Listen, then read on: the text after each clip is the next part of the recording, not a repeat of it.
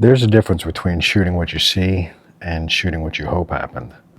When I was new, I didn't always know the difference. I'd break a shot, move on, assume it was good. I'd see the target, but not really see the sights. I'd feel fast, but I wasn't always honest. And eventually, the forge asked me a simple question. Do you see it, or did you guess it?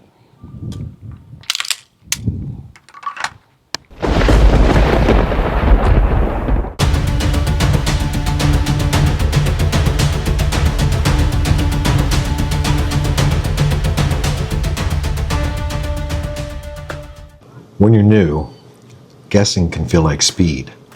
The buzzer goes off, the body surges, the mind wants to get ahead of the moment. You draw, you shoot, you move, you reload, you finish the stage. And sometimes you don't even really know what happened. You just know it felt fast. That was a hard lesson, because feeling fast is not the same as being effective, and moving quickly is not the same as being present. Guessing is what happens when the mind leaves the rep before the body finishes it. One of the first places this showed up was shot calling. I'd break a shot and want to believe it was there. The dot was somewhere near the target, the gun went off, and the stage was moving, so I moved on. But that isn't seeing, that's hope. And hope is not a sight picture. Hope is not confirmation. Hope is not a standard. Hope is the ego trying to skip the receipt, and the target always gives you the receipt.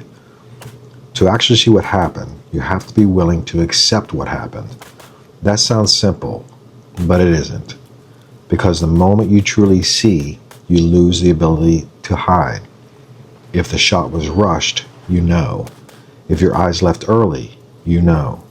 If you were trying to make up time instead of executing the next clean action, you know. Seeing requires humility, because seeing removes the story. The shift for me was learning to treat every rep as information, not judgment, just information. A bad shot wasn't proof that I didn't belong. A bad stage wasn't proof that I was failing. A miss wasn't a personal insult. It was just information. Once the ego steps back, the rep can teach you. And if the ego is loud, the lesson gets buried somewhere under emotion. That's where presence begins, not in being perfect, in being available to reality. For me, seeing became a practice, not a theory, a practice. Could I see the dot? Could I call the shot? Could I feel when I was rushing the transition?